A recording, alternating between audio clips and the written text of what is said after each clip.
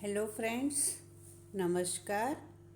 ધોરણ 8 English unit second, you love English don't you, એટલે કે તમને ઇંગ્લિશ ગમે છે, ડોન્ટ યુ તમને ગમે છે કે નહીં. આ જે ડોન્ટ યુ છે એ ક્વેશ્ચન ટેગ છે. એ ક્વેશ્ચન ટેગ એટલે કે ઉલટ પ્રશ્ન.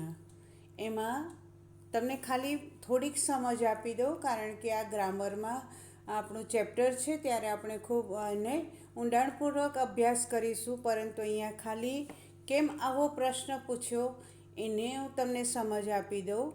તો યુ લવ ઇંગ્લિશ એ જે વાક્ય છે વિધાન વાક્ય છે, સાદું વાક્ય છે અથવા હકારાત્મક વાક્ય છે. તો જ્યારે આવા વિધાન વાક્યને આપણે ક્વેશ્ચન ટેગમાં ફેરવવું હોય તો ક્વેશ્ચન ટેગમાં આપણે વિધાન વાક્યને નકારાત્મકમાં મૂકી દેવાનું.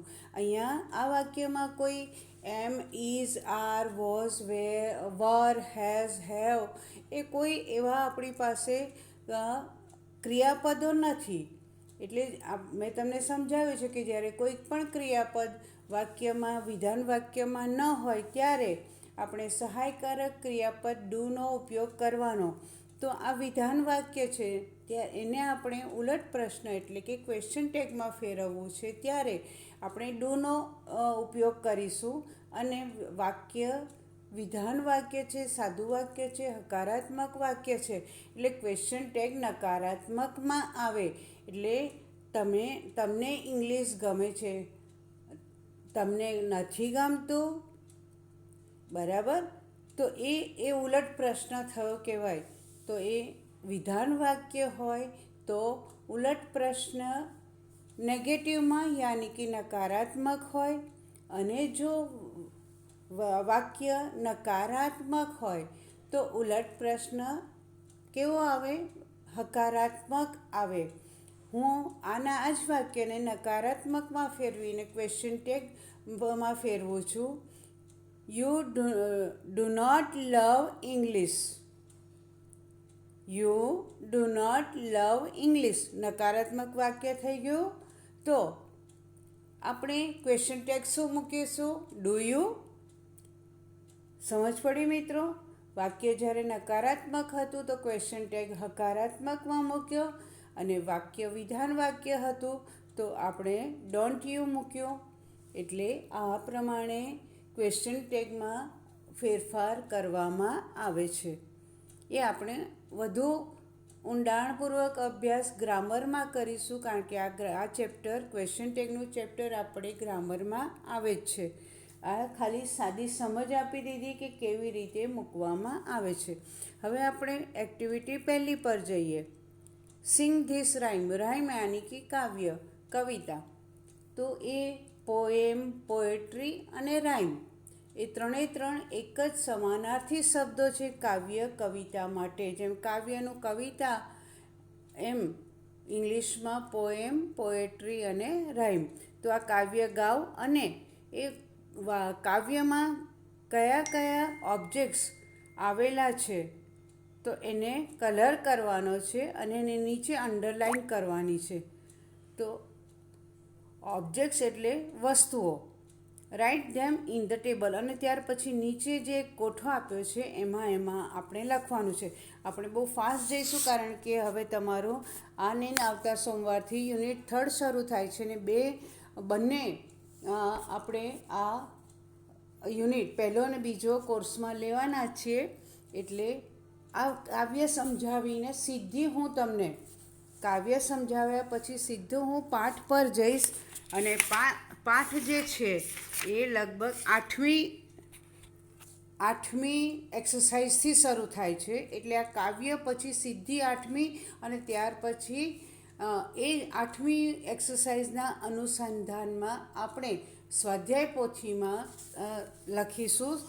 એ સ્વાધ્યાય પોથી પૂરીશું, કારણ કે સ્વાધ્યાય પોથીમાંથી જ વિકલ્પો, સાચા ખોટા અને બીજી એક્સરસાઇઝ પૂછાશે. એટલે આ પહેલી એક એક્ટિવિટી કર્યા પછી આપણે સીધી 8મી એક્સરસાઇઝ પર જઈશું, જે આપણો મુખ્ય પાઠ છે મિત્રો. એટલે અને ત્યાર પછી યુનિટ પછી પાછા આપણે ફરી બીજી એક્સરસાઇઝથી શરૂ કરીશું. Okay, then let start. Activity first. કાવ્ય ગાવાનું છે. એમાં જે જે વસ્તુઓ આપણને મળે છે એમાં ઉલ્લેખ છે તો એનો આપણે એની નીચે અંડરલાઇન કરવાની છે. Blue blue the sky is blue. The water in the sea is blue. I like blue, don't you? Blue blue એટલે કે ભૂરું ભૂરું. શું ભૂરું ભૂરું છે? The sky is blue. અને ત્યાર પછી કે છે the water in the sea is too. TOO too એટલે પણ. તો જેમ આકાશ ભૂરું છે ને એમ સી એટલે કે દરિયો, દરિયા અથવા સમુદ્રમાં જે પાણી છે ને તે પણ ભૂરું છે. આઈ લાઈક બ્લુ, ડોન્ટ યુ? મને ભૂરો રંગ ગમે છે. તમને કૌંસમાં શું લખીશું? નથી ગમતો? આપણે ડોન્ટ યુ. તમને નથી ગમતો? તો હા, હવે આ પહેલાં સ્ટેન્ઝા એટલે કે પહેલાં સેમેસ્ટર સમજાવ્યું હતું કે કાવ્યનો જે ફકરો હોય એને સ્ટેન્ઝા કહેવામાં આવે છે. તો પહેલાં ફકરામાં કયા કયા ઓબ્જેક્ટ્સ છે? તો સી, પહેલી લાઈનમાં સ્કાય. સ્કાય એ વસ્તુ છે ને, આકાશ. આકાશ એક તત્વ છે, વસ્તુ છે. Sky. The water in the sea, water એ પણ એક વસ્તુ છે અને સી પણ એ વસ્તુ છે. એટલે પહેલાં સ્ટેન્ઝામાં 3 ઓબ્જેક્ટ્સની નીચે સ્કાય, વોટર અને સીની નીચે અંડરલાઇન કરી દેજો મિત્રો તમારી પુસ્તકમાં. અને ત્યાર પછી આપણે બીજા ફકરા તરફ જઈએ. Green green the grass is green. Grass એટલે કે ઘાસ. લીલું લીલું, શું લીલું છે? ગ્રાસ એટલે કે ઘાસ અને ગ્રીન એટલે લીલું. તો green green the grass is green. Leaves on the trees are green. I like green, don't you? એટલે કે મને શું ગમે છે? લીલું લીલું ઘાસ છે, લીલું. અને બીજી લીટીમાં leaves on the trees are green. Leaves એટલે કે પત્તા, પાંદડા. લીફ એકવચન અને લીવ્સ બહુવચન. એ તો તમે આગળ શીખી ગયા મિત્રો. Leaves on the trees are green. વૃક્ષો પરના જે પાંદડા પણ કેવા છે? લીલા છે. I like green, don't you? મને લીલો રંગ ગમે છે, તમને નથી ગમતો? આમાં કઈ કઈ વસ્તુઓની નીચે અંડરલાઇન કરીશું આપણે? ગ્રાસ, લીવ્સ અને ટ્રીઝ. અને ગ્રીન એ કલરનું નામ છે. ઓકે, એટલે કલર બી એક વસ્તુ જ થઈ. એટલે ગ્રીન, ગ્રાસ, લીવ્સ અને ટ્રીઝ એની નીચે આપણે અંડરલાઇન કરીશું. હવે ત્રીજો stanza. Red red the sun is red. જ્યારે સૂર્ય ઉગે છે ને ત્યારે મિત્રો લાલ કલરનો હોય છે. જો તમે વહેલા ઉઠ્યા હોય ને સૂર્યને ઉગતો જુઓ ને તો આકાશમાં પણ લાલીમાં છવાઈ ગઈ હોય છે. તો red red the sun is red. When he is going out of bed. I like red, don't you? તો લાલ લાલ, સૂર્ય છે લાલ. ક્યારે લાલ હોય છે? When he is getting out of bed. જ્યારે તે સવારે પથારીમાંથી ઉઠે છે ત્યારે સૂર્ય કેવો હોય છે? લાલ. તો આઈ લાઈક રેડ, ડોન્ટ યુ? મને લાલ રંગ ગમે છે, તમને નથી ગમતો? તો હવે આગળ આમાં આપણે કયા કયા ઓબ્જેક્ટની નીચે અંડરલાઇન કરીશું? રેડ, કારણ કે રેડ કલર છે. સન, પછી બેડ. રેડ, સન અને બેડ. આ સ્ટેન્ઝામાં આ 3 વસ્તુઓ અથવા 3 શબ્દોની નીચે અંડરલાઇન કરીશું. ચોથો stanza. Yellow yellow flowers are yellow. Sunflower standing in a row. I like yellow, don't you? Sunflowers એટલે કે સૂર્યમુખીના જે ફૂલ છે ને તે તો કેવા છે? Yellow yellow flowers are yellow, પીળા પીળા ફૂલો પીળા છે. કયા ફૂલો પીળા છે? તો sunflower standing in a row, એટલે કે એક જ રો એટલે લાઈન અથવા હારબંધ. તો એક જ હારમાં ઊભેલા સૂરજમુખીના ફૂલો કેવા છે મિત્રો? યલો. તો આઈ લાઈક યલો, ડોન્ટ યુ? મને યલો પીળો રંગ ગમે છે, તમને નથી ગમતો? ઓકે. હવે આપણે આજે નીચે ટેબલ યાની કે જે કોઠો આપેલો છે એ કોઠામાં ઓબ્જેક્ટ્સ એક બાજુ છે ઓબ્જેક્ટ્સ, એટલે આ કાવ્યમાં તમને કઈ કઈ વસ્તુઓ જોવા મળી એ લખવાનું છે. અને કલર્સ બીજી બાજુમાં શું છે? કલર્સ. તો ઓબ્જેક્ટ્સ એટલે વસ્તુઓ. તો વસ્તુઓ કઈ કઈ? અહીંયા સ્કાય અને ઉદાહરણ આપેલું છે વોટર ઇન ધ સી. તો હવે બીજા ફકરામાં આપણે શું લખીશું? હા, અહીંયા બીજામાં ગ્રાસ, લીવ્સ અને ટ્રીઝ. ત્રીજામાં સન, બેડ. અને પછીની છેલ્લી લાઈનમાં ફ્લાવર અને સનફ્લાવર. હવે આ બાજુ આ કાવ્યમાં કયા કયા રંગોનો ઉલ્લેખ કર્યો છે? તો પહેલો છે બ્લુ, ત્યાર પછી બીજા સ્ટેન્ઝામાં ગ્રીન, ત્રીજામાં રેડ અને ચોથામાં યલો. આમ મિત્રો આ કાવ્ય અહીંયા આપણે જોયું, શીખ્યા. બરાબર? આ કાવ્ય મિત્રો મોઢે કરવાનું છે. અને ત્યાર પછી એવી જ રીતે ઉપરનું જે કાવ્ય છે ને એ આપણે અહીંયા બનાવવાનું છે. કાવ્ય એ જ રીતે હું તમને એક લાઈન બનાવી દઉં. અહીંયા વસ્તુઓનું નામ લિસ્ટ આપેલું છે અને આ બાજુ કલર્સનું. તો પહેલી સ્ટેન્ઝામાં પિંક. તો પહેલી સ્ટેન્ઝા માટે આપણને કયા શું આપ્યું છે? રોઝ અને લિપ્સ ઓફ એ બેબી. તો કેવી રીતે આપણે કાવ્ય બનાવીશું? Pink, a rose is pink. The lips of a baby are pink too. I like pink, don't you? સમજ પડી ગઈ મિત્રો? ફરી રિપીટ કરું છું. પિંક. હવે એનો રોઝને આપણે લઈશું. તો pink, a rose is pink. હવે બીજી લાઈનમાં લિપ્સ ઓફ એ બેબીનો ઉલ્લેખ કરીને આપણે વાક્ય બનાવવાનું છે.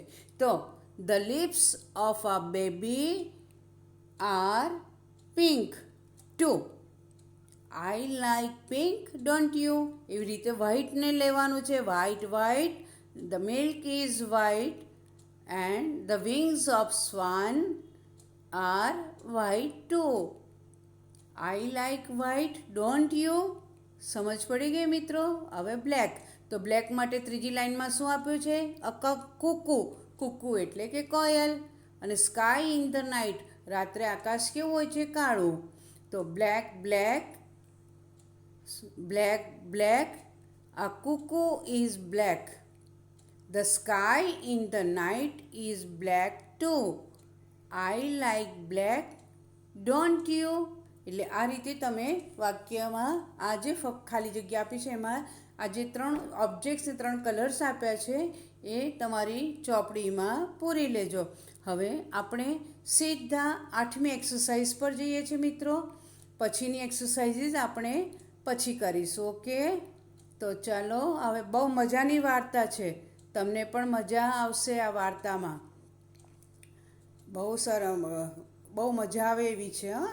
વાર્તા જ છે તો વાર્તા તો કોને ના ગમે? તમારા જેવા બાળકોને તો વાર્તા બહુ ગમે ને. Then let's start activity 8A. Read the story. 8મી એક્સરસાઇઝ એક્ટિવિટી વાર્તા વાંચો. The Babul is beautiful, isn't it? બબુલ એટલે શેનું વૃક્ષ મિત્રો? ખબર છે? ગામડામાં ગયા છો કોઈ દિવસ? ગામડામાં ગયા હોય ને તો બાવળનું જે વૃક્ષ આવે છે ને, ગામડે દાંતણ કરે, બ્રશ ના કરે. ગામડામાં બાવળના દાંતણથી દાંતણ કરે, દાંતને બ્રશ ના કરે. તો એ જે બાવળનું વૃક્ષ હોય છે ને એને કાંટા હોય છે. તો એ કાંટાવાળા વૃક્ષને કેવા બનવું છે એ અહીંયા આપેલું છે આ વાર્તામાં. તો the Babul is beautiful isn't it? બાવળ સુંદર છે નહીં?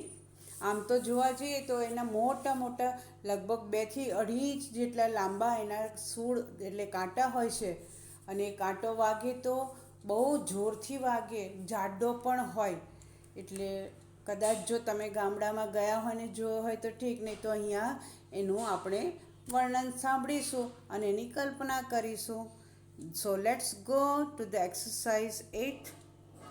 Activity 8. Read the story. The bubble is beautiful, isn't it? બાવળ સુંદર છે નહીં? There was a bubble tree in a forest. જંગલમાં એક બાવળનું વૃક્ષ હતું. એક જંગલ હતું, એ જંગલમાં બાવળનું વૃક્ષ હતું. It had straight branches. Branches A branch એટલે ડાળી, અને બ્રાન્ચીસ એનું બહુવચન એટલે ડાળીઓ, અને સ્ટ્રેટ એટલે સીધી. તો એની ડાળીઓ કેવી હતી? સીધી હતી. બાવળની જે ડાળખીઓ હોય ને બહુ સીધી સીધી હોય. તો જ એના દાંતણ બને ને. It had long white thorns at the base of each leaf tail. Tail each એટલે દરેક, અને ટેલ એટલે કે જ્યાંથી પેલી ડાળી ફૂટવાની શરૂ થાય ને તે, એટલે પાંદડાનો જે છેડોનો ભાગ હોય ને એના, એટલે જ્યાંથી પાંદડા ફૂટતા હોય અથવા ડાળી ફૂટતી હોય ને ત્યાં કાંટા હોય. તો એ જેની જે સીધી ડાળીઓ હતી ને એ તેની દરેક પાંદડાના છેડાની નીચેના ભાગમાં શું હતા? કાંટા હતા. થોર્ન એટલે કાંટો, અને થોર્ન્સ એટલે કાંટા. ઇટ હેડ લોંગ એટલે લાંબા, વ્હાઇટ થોર્ન્સ લાંબા અને કેવા સફેદ કાંટા હતા.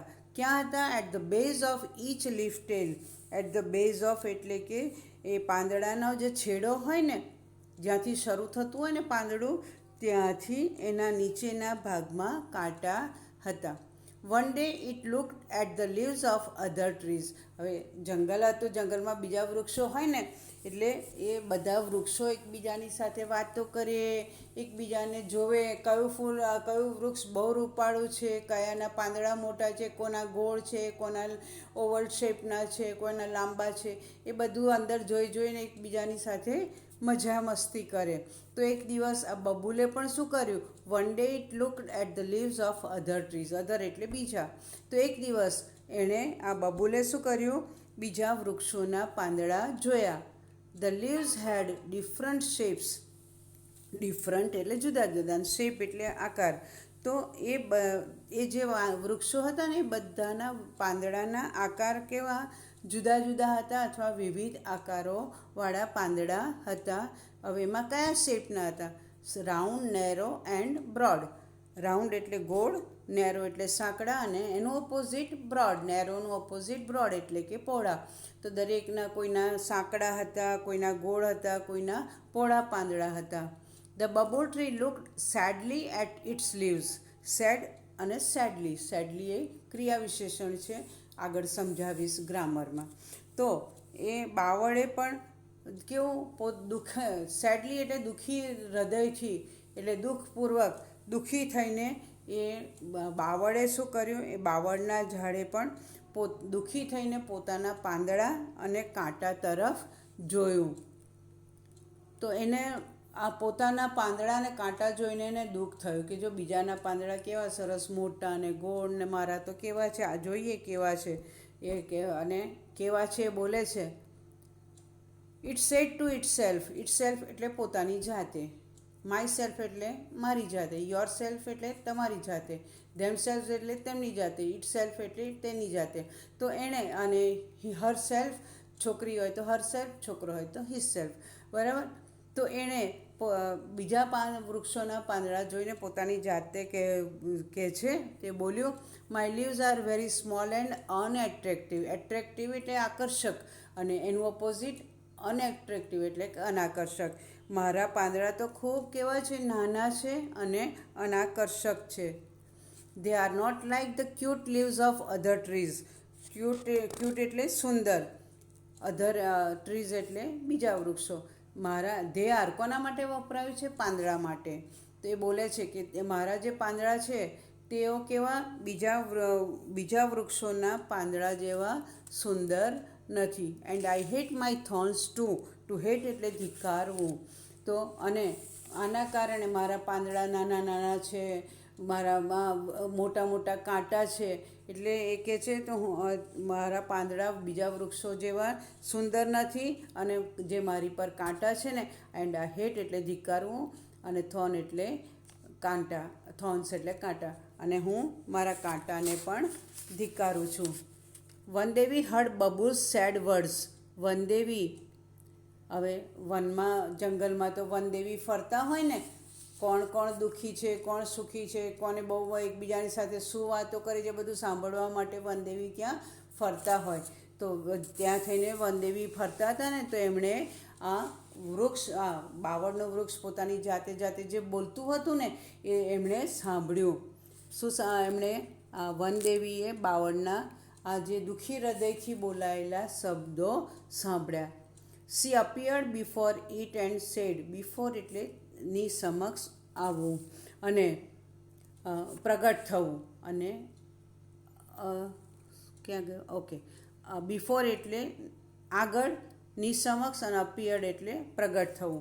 તો આ દુઃખી હૃદયથી બોલાયેલા બાવળના શબ્દો સાંભળીને તેઓ તેની સમક્ષ પ્રગટ થયા. એટલે વૃક્ષ બાવળની આગળ આવીને ઊભા રહ્યા. એન્ડ સેડ, અને તેને કહ્યું, dear Babul, you look very upset.